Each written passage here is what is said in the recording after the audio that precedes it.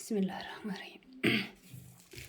السلام عليكم ورحمة الله وبركاته. كبجمتوتا في هردفتوتا channel ijoollee Oromoo shananii akkam jirtan nagaa keessanii baga jiraattan isiniin jecha guyyaa har'aa kana insha Allah nyaata qurxummii wajjin dalaynaa jechuudha. Kama daddafee bilchaatu kun akkuma sitti argitan qurxummiin jira akkuma jirutti insha Allah achi fageessee isinitti mul'isa. Kun qurxummii tokko kiiloo 3 taanatti fakkaata guddaadha. Qurxummii kana hojjanna jechuudha. Akkuma bishaanii bahetti jira jechuun danda'a. Akkuma bishaanii bahetti jira kun. Kana fakkaata isa wajjin dalaynaa jechuudha. Inshallah addaan baasee walitti deebina. Muree lamatti addaan baasa.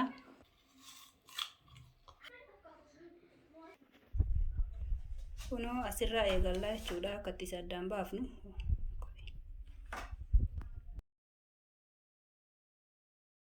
Akkatti asii murra jechuudha gara mataa kanaa mul'ata.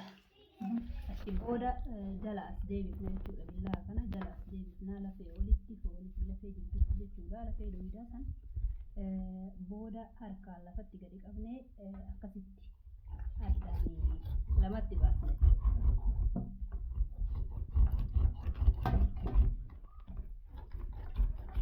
Gizee baay'ee qurxummii fayyaa yoo bitan addaan baasutu baay'ee nama rakkisa. Sababa saniif kun akkatti oofnee jirra jechuudha. Egaa gasii oofnee booda asitti gadi murra jechuudha.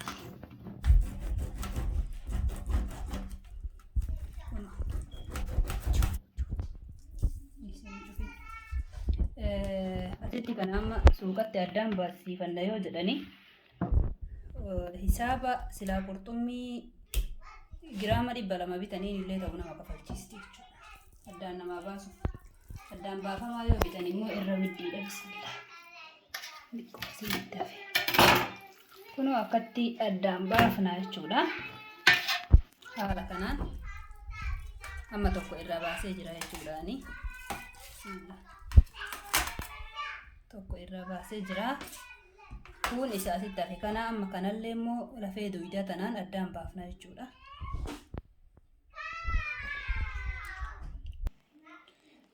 Amma lamatti eega addaan baafnee gara kana keessa lafee dhohidaa santu jira jechuudha. Dhohiduu kanatti fakkaata gurguruu isii gaggara galchina amma kana keessa illee kanallee addaan lafeen baasuudhaaf jechuudha. Kun lafee wajjin jira. Kanallee akkuma duraa sanitti murraa jechuudha. Asiin mataa isii bakka akka mormaa wayii achiin murraa amma lafee san gadi muluu isii gadi murruu lafee hin hambisna jechuudha. Haala kanaan eega murruu taane akkatti asillee xumura itti goona jechuudha.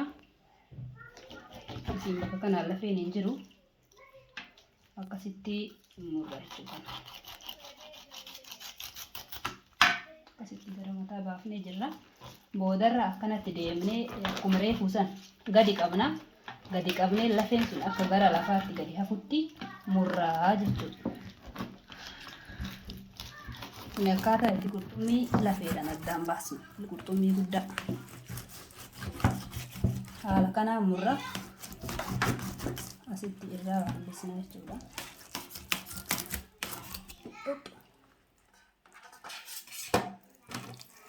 Kuno addaan bahaa jirti jechuudha. Kunoo kun lamaan amma qurxummii lafeen keessaa bahe jechuudha. Lafee xixiqqoo san keessa yoo barbaanne malee amma lafeen inni waannichi kunoo jidduu kanatti hafee jira. Jidduu kanatti hafee jechuudha. Amma foon kana hoo hin gannamoo maal goonaa yoo jettan kunoo lafee gubbarratti illee foontu jira. Foon kana maal jedhama shorbaa irraa hojjanna jechuudha. Kanarraa shorbaa hojjannaa mummurree bishaan keessatti yoo ka danfisnu tahe xiqqoo maka danfisnu tahe lafee kana salphatti irraa baasuu dandeenya jechuudha. Yoo kanallee kan hin goonu tahe adduma isaatti akkuma kana bilcheessinee kana bilcheessinutti kophatti sanuma biraan keennee bilcheessinaa suutatti salphatti kun lafeedha jennee waan beeynuuf of eeggannoon foon isaatti fayyadamuu dandeenya jechuudha. Kun immoo lafeen ka keessaa bahe jechuudha. Kun amma qurxummii bareeda maashaallah. Kanallee hin gannu garuu osoo suuqatti tahee yoo keessaa baasisiifatan kana achumatti sirraa gatti jechuudha. akkasii kun akkaataa itti qurxummii addaan baasan daqiiqaa muraasa tana keessatti isinitti agarsiisee jira jedheetiin yaada. Maashaallah maaltu isinitti dhagayama. Hedduu namatti yeroo awwaalaatiif nama dhibaa jechuudha. Haala kanaan kun qurxummii roga itti goonee jirra jechuudha. Qurxummii fayyaa reefuu sanii amma immoo qurxummii tana keessaa tana fayyadamna jechuudha. Inshaallah guyyaa har'aa tana bilcheessa turtiin keessan na wajjin haa ta'u isiniin jedha. Viidiyoon kiyya yoo isinitti tolu tahee laayik gootan malee biraan tarinaa sabiskiraayib godhaa warri haaraa taatan akkasuma sheer godhaadhaa isiniin jedha. Akkasii kunoo amma tana dalaguuf jirra. Dalagu hennu tanas amma har'aa inshaallah kana fayyadamnaa jechuudha. Walakkaa isii kana fayyadamna. Akkasii waan hin barbaachisne asumatti irraa baasa. Yoo waliin bilcheessinee booda gannillee mataati. Harwammaaf irraa baasumatu gaariidha. Kun ooluu isiisani. Akkasii jechuudha. Akkanatti qopheessine amma mee xiqqoo isii kana irra lolla'eet. Amma kunoo qurxummii reefuu keessaa gama kana fudhannee jirra jechuudha. Xiqqoo isii distii caalaa dheerattee jirti homaa miti. Kana amma sirritti lafee xixiqqoo keessa jiru san keessaa fuunee kaanee booda nyaata irraa hojjannaa jechuudha. Turtiin keessan na wajjin haa ta'uu isiniin jedha. Amma isaa isiin irra darbe kana muree bakka kanaan kaahaa jechuudha. Haala kanaan keessaa fuuna jechuudha. Meeshaan fuudhaniin illee jira. Isaanillee fuudhuu dandeenya. Kunoo lafee akkana isinitti mul'atti lafeen tun sibiiluma jechuudha. Lilmoo jechuun hin danda'ama. Tana keessaa haala kanaan keessaa baafna jechuudha. Salphatti immoo akka lafeen namaa baatu siistama lamatu jira. Mala lama jira jechuudha. Isaanis tokko qabduu jira. Qabduu ittiin lafee tana fuunu. Qabduu san fayyadamuu dandeettanii jechuudha. Inni biraa immoo lafee tana dursee keessa sirriitti qulqulleessa yoo jettanii bishaan danfaa lollaatan yoo bishaan danfaa lollaatan wanni hundi salphatti keessaa bahuu danda'a jechuudha. Haala saniini anamma hundaayyuu goone lafeen kana keessatti hedduu hin hafne jechuudha. Jidduutti irraa baaseetiin hin jira. Haa ta'u garuu haga hafte kun akkanatti keessaa baatee jirti jechuudha. Akkasii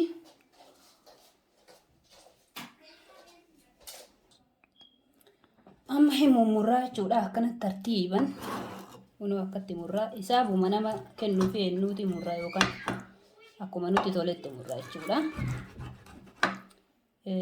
Wanti mi'eessituun garaagaraa akka itti godhan keessallee akka sirriitti gadi seenuuf lafeellee akka bilchaatuuf nu fayyada jechuudha. Akkasitti eegamurree akkanumatti asiin haa taa'u amma mi'eessituu garaagaraa itti goonaa jechuudha. Amma mi'eessituu garaagaraa itti goonaa jechuudha. Inshaallah mi'eessituu hedduu walitti daakee itti firfirsinaa. Haala kanaan itti firfirsinaa jechuudha.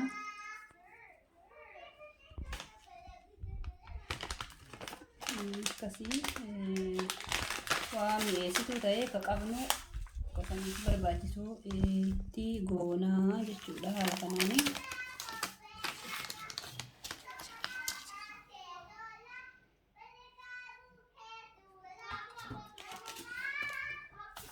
sooqiddallee itti goonaa jechuudha. Sooqiddi waan keessaa kun qabu akkasii. Amma zayitii irra buufnaa jechuudha. Zayitii hedduu hin barbaaddu. Maali qurxummiin sababni uumamaanuuf iyyuu baay'ee cooma of keessaa qabdi jechuudha. Qurxummiin tuni hedduu zayitii hin barbaachisu itti baay'isuu hin oolu. Amma suuta jenneeti barbaree itti goonaa jechuudha. Nu namni keenya barbaree waa keessaa dhabuu hin feenu. Akkasii warri kana mangubne fedhullee tan gubne itti godhata jechuudha. Haala kanaan waan barbaachisu itti goonaa jechuudha. Achi booda amma loomii itti goonaa jechuudha. Loomii kun qaawwaree maali sarara reefuu itti baafne saniin kennaa jechuudha. Itti habayitu akkanatti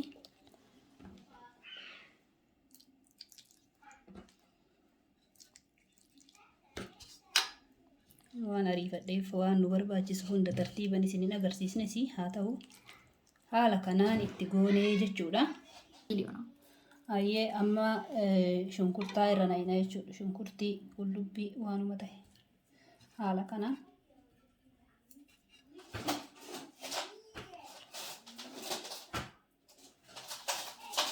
Maashaallah bareeddee jirti. Taasii tunis hin hafin. Akkatti irra naqna jechuudha.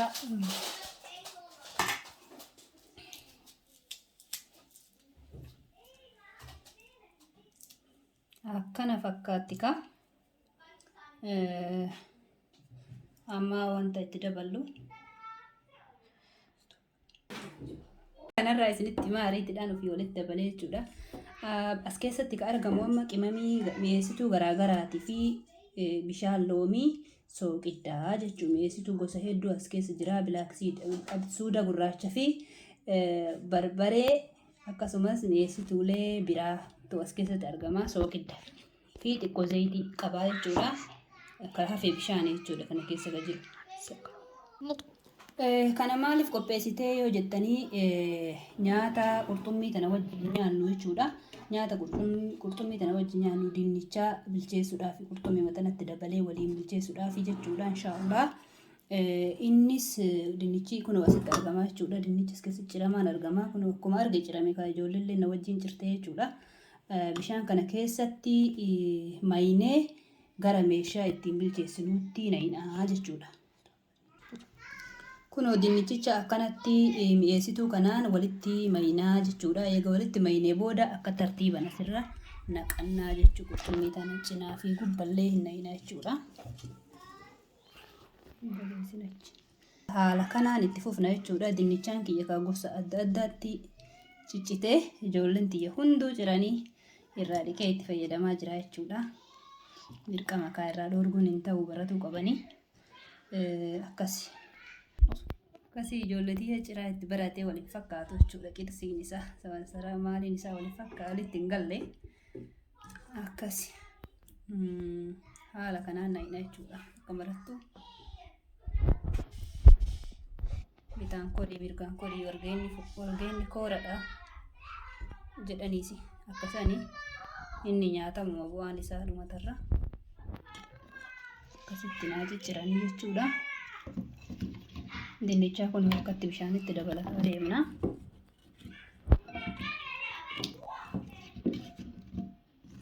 Haala kanaan asitti naqnaa jechuudha.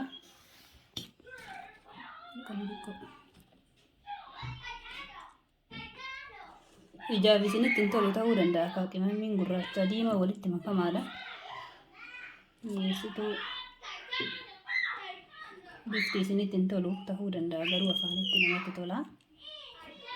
Haala kanaan hojjannaa jechuudha. Kunoo kana fakkaataa jechuudha. Akkasii dhiifama kanarraa isinii himuu dagadhee kuni maal jedhama yaa rabbii kiyya. Ani hin beeku garuu afaan hiikee yoo isinitti himu tahee sugoo loomii jedhama jechuudha. Sugoo loomii jedhaniini qurxummiif baay'ee barbaachisaadha jechuudha. Suuqatti qurxummii wajjin iddoo qurxummiin gurguramtutti gurguramaa ka qurxummiiti jedha jechuudha. Innummaa nuyi amma isa kana itti daballa jechuudha. Kana gubbaan kun qurxummiin jalaan jirti. Akkasii amma almuunee midhaan kunoo haala kanaan almuunee midhaanii cufee jira jechuudha. Inshaallah walitti deebina kaa ibidda keessa godha amma. Kunoo amma ibidda keessa godhee jira jechuudha. 250 irratti jalaa fi gubbaa itti banee jira jechuudha. Ovenii keessa godhee jira jechuudha. Akkana daqiiqaa 20 takka eene keessa fuuna. San birallee dinnichaa gubbaan laalla jechuudha. Dinnichaan bilchaannan keessa baafna.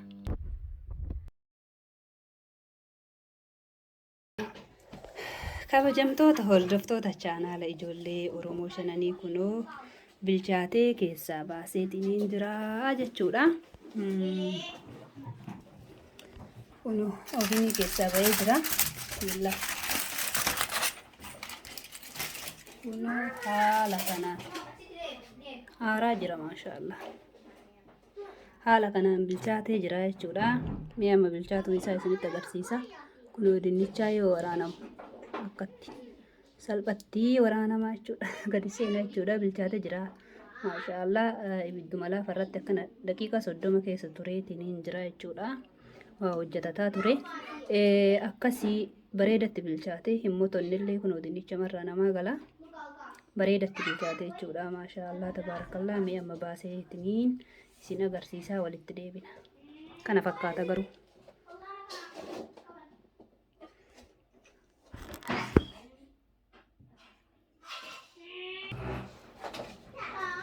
Maashaallah tabarakallah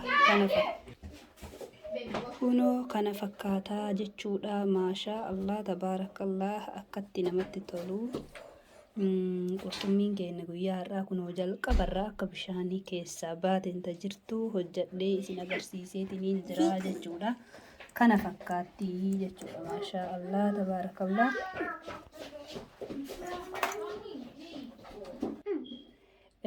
Kunoo dinnichaan akkanatti bilchaateetiin jira.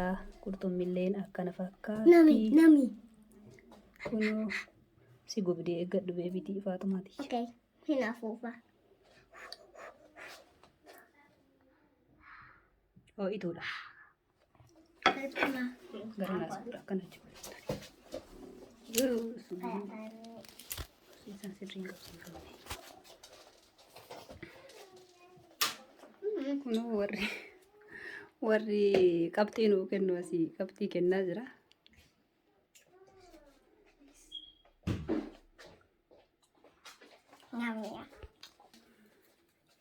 Kunoo ijoolleen tiyyaa qammasaa jirti jechuudha. Qabxii kennite ammoo kam? Akkanumaan oofta. Qabxii kana Ibbarraa ibba. Sitti tole? Ibbarraa ibba.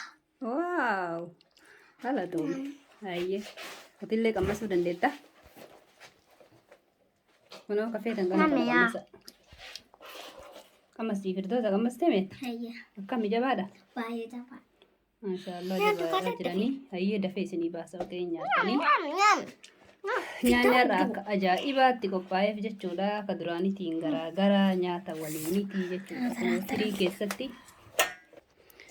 Kunoo nyaanni akkanatti qophaa'ee jira jechuudha. Kana fakkaataa tirii guutuudha. Har'a nyaata waliinii hojjannee jechuudha. Nyaata gareen nyaatamu. Faamiliin hundi kunoo ijoollee matana waliin haa nyaatanii jedheeti bakka takkatti jechuudha. Haala kanaan hojjedhe. Inshaallah akka isinitti tolu abdii qabaa jechuudha. Kunoo akkana hafee jira qurxummiin koottaa nyaadha. Kan ofii kiyyaan qammasnee garuu hin beeka. Haala kanaan. Kun salphatti irraa deema jechuudha wannaan isaa.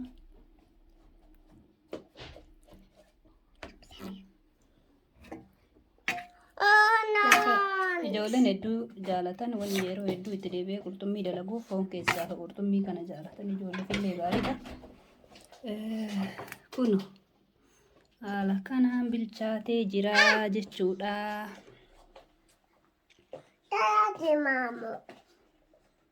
Kennaa ilillee naa qammastee qabxii naa kennitu. Maal qamma nyaatu barbaadda? Foonii? Ayyoo. Oodhu.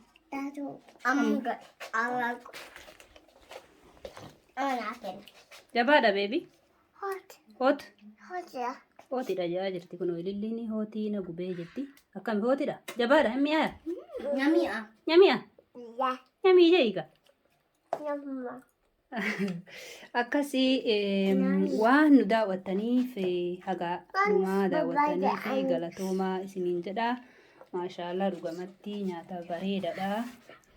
Kana dura beekuuf kaa beekumsumaa iyyuu warri ogummaa addaa qabdanis inshaallah barachuudhaaf illee qophiidha. Tabeekullee barsiisuudhaaf qophiidha jechuudha. Akkuma kana dura jedhaa ture ijoolleen teennaa biyyarraa yeroo baanu nyaanni gosa biyyatti hojjannuu fi ka biyyaan baatti hojjannu garaagaraa jechuudha. Kanaafuu yeroo jalqabaa nama dhibuu danda'a. Akkas viidiyoo afaan keenyan dalagame argachuun immoo baay'ee fayyadaa jechuudha. wanta akka qurxummii fi wantoonni akka piizaa nyaanni biyyoota alaa kun baay'ee gaawwalaan ammatti ulfaataa garuu irraa salphaa nyaatati jechuudha. Akkasii waan na wajjin turtaniif hedduu galatoomadha. Assalaamu alaikum warahmatullaahi wabarakaatuhu. Nu wajjin nyaadha. Kunoo Ahmadillee qammasaa jira jechuudha. Qabxii naa kennuu fi dinnichallee qammasuu qabda waan achi jiru mara.